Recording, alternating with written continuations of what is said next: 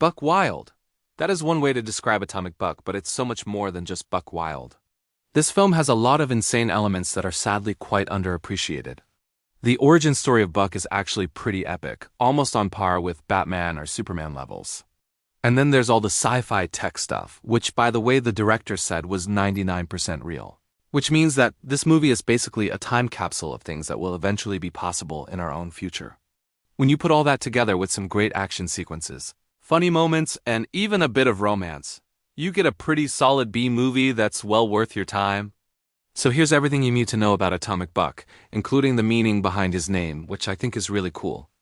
The first thing we have to cover is how Atomic Buck came to be, because that's truly one of a kind. It started off as a simple short film by director Matt Fury. He had the idea for about a year, and he wrote the script in a week. He didn't set out to make a feature-length movie, but he soon realized he had so many ideas that it would take more than 20 minutes to tell the story he wanted to tell.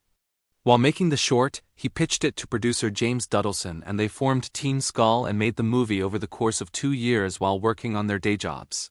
That's not an easy feat. Then later, when they were done, they pitched the movie to XYZ Films, who distributed the movie worldwide. And now everyone can enjoy this gem of a movie.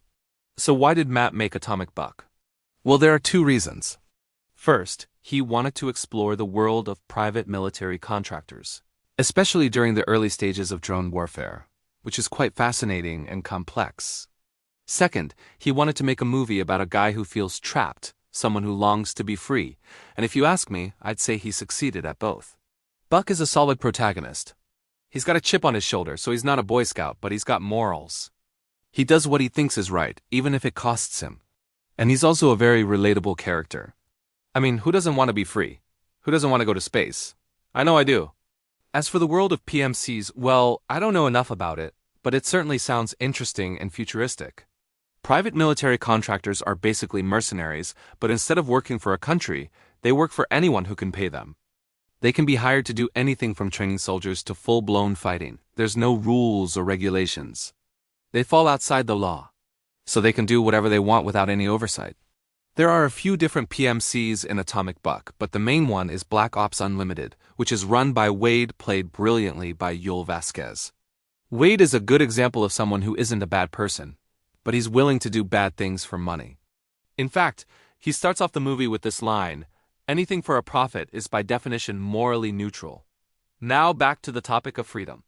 Matt said that he wanted to make a movie about a guy who feels trapped and wants to be free. And well, space is the ultimate frontier. If you really want to be free, then you gotta go to space. But there is a problem. Space travel isn't cheap. It costs millions, maybe billions. But what if there was a cheaper way? A way where you could launch yourself into space using nothing but a metal tube and a whole bunch of gunpowder?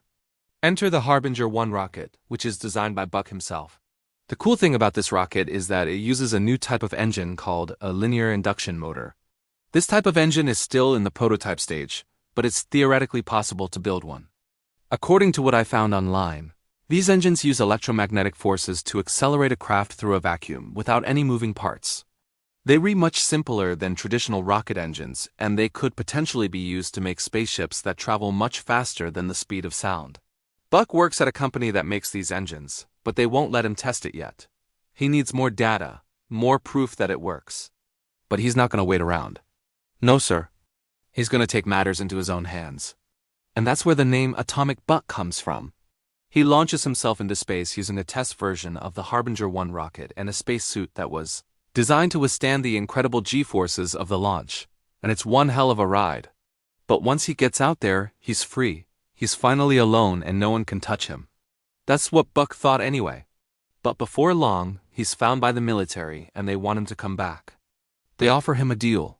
Return peacefully and we won't hurt you, or resist and we'll blow you out of the sky.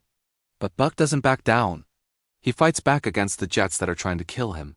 But he's only human. He's not a superhero. And sooner or later, he runs out of ammo and he's forced to escape on foot. He manages to hide in a cave on a remote island, but he's eventually found by a mysterious woman named Sarah. She helps him to repair his suit and get back into space. But she's not what she seems.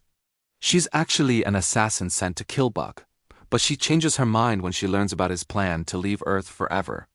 Together, they escape into space, and they live happily ever after. The end. Well, maybe not so fast. When Buck and Sarah are in space, they're attacked by a group of mercenaries. They've been hired by Wade to bring Buck back dead or alive. But Buck and Sarah manage to fight them off and escape once again.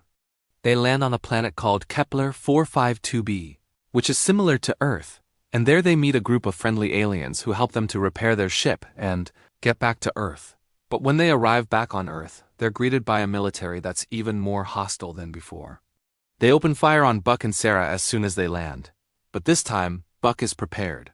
He fights back against the military and destroys their weapons.